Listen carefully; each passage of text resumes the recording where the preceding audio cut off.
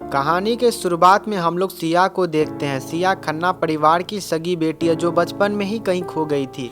खन्ना परिवार आज उसे सालों के बाद ढूंढकर वापस लाया है। जैसे ही सिया घर के दहलीज पर कदम रखती है तो उसकी आत्मा में एक शक्तिशाली प्रेत आत्मा प्रवेश कर जाती है। वह रूह हैरान होने लगती है कि वह कहाँ आ गई है। उस रूह के प्रभाव से सिया को एक अनोखी शक्ति मिल जाती है। अब वह किसी के भी भविष्य को देख सकती है और लोग उसकी मन की बात को आराम से सुन सकते हैं। सिया की माँ मिसेज खन्ना सामने ही बैठी थी। सिया उन्हें देखकर मन ही मन में सोचती है, मॉम तो बहुत सुंदर है पर इनके आसपास का साया ठीक नहीं दिख रहा। मिसेज खन्ना यह बात सुनकर दंग रह जाती है कि उन्हें सिया की आवाज अपने दिमाग में कैसे सुनाई दे रही है। तभी खन्ना परिवार के दोनों बेटे आर्यन और ईशान अपने गोद में ली हुई बहन सनाया के साथ घर आते हैं। सनाया जैसे ही सिया को देखती है वह दिखावा करती है कि सिया के आने से सबसे ज्यादा खुशी उसे ही हुई है। सिया के पास बैठकर वह बड़े प्यार से कहती है, सिया तुमने इतने सालों में बहुत दुख झेले होंगे, अच्छा हुआ कि तुम घर वापस चली आई। सिया उसके चेहरे को देखती है और उसके मन में विचार आता है, तुम्हें तो पहले से ही पता था कि मैं अनाथालय में हूँ,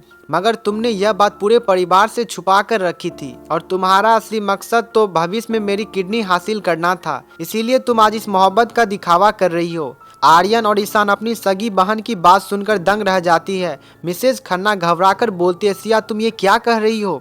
क्या सनाया को पहले से पता था कि तुम कहाँ हो? ईशान हैरान होकर कहता है, मॉम आप ये क्या बोल रहे हो? और आपको याद नहीं है कि पिछले महीने हमने डिटेक्टिव को हायर किया था जिसने ही सिया का पता लगाया है। सनाया को इस बारे में भला कैसे पता हो सकता है? ईशान सनाया को बहुत पसंद करता था, इसीलिए वह हर बात में उसकी पक्ष लेता था। आर्यन मन ही मन में सोच रहा था, सिया तो आज ही अनाथालय से वापस आई, इसे घर की पुरानी बातों का कैसे पता? और सबसे बड़ी बात, इसके मन की आवाज मैं कैसे सुन पा रहा हूँ? सनाया मासूमियत का मुखौटा पहनकर सिया से पूछती है, दीदी क्या मैं आपको पसंद नहीं आई जो आप मुझे इग्नोर कर रही हो? फिर वह भाइयों की तरफ देखकर इमोशनल ड्रामा करती है, अब तुम लोगों की सगी बहन वापस आ गई है ना, तो मुझे यहाँ से चले जाना ही चाहिए, आखिर यह घर तो सिया दीदी का ही है। ईशान तुरंत बोल पड़ा, यह घर तुम्हारा भी है, सनाया तुम कहीं नहीं जाओगी। फिर वह सिया को डांटते हुए कहता है, सनाया बहुत नेक दिल है, तुम्हें इससे क्या परेशानी है? सिया ईशान को देखकर मन ही मन में सोचती है, तुम तो इसके प्यार में अंधे हो चुके हो, तुम्हें इसकी गलतियां कहाँ दिखेंगी?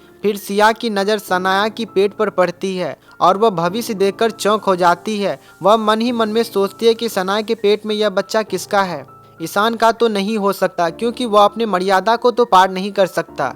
शायद यह बच्चा बड़े भाई आर्यन का है क्योंकि जिस रात सनाया नशे में थी आर्यन भी उसी के साथ में था। आर्यन सिया के मन में चल रही बातों को सुनकर दंग रह जाता है। ईशान अपने बड़े भाई को शक और हैरानी से देखने लगता है और चिल्लाकर पूछता है, भाई क्या आपने सनाया को छुआ था? आर्यन हकबका कर बोलता है, मैंने ऐसा कब किया था, ये क्या बकवास है? सिया फिर सोचती है, पक्का वह तुम ही थे आर्यन, क्योंकि उस रात सनाया को किसी ने ड्रग्स दी थी और तुमने उस बात का फायदा उठाया था। होटल के पास में ही अस्पताल था पर तुम उसे वहां लेकर नहीं गई क्योंकि तुम्हारी नीयत खराब थी। गुस्से में पागल होकर ईशान अपने बड़े भाई आर्यन का कॉलर पकड़ लेता और कहता है, क्या अब भी इस बात से तुम इनकार कर रहे हो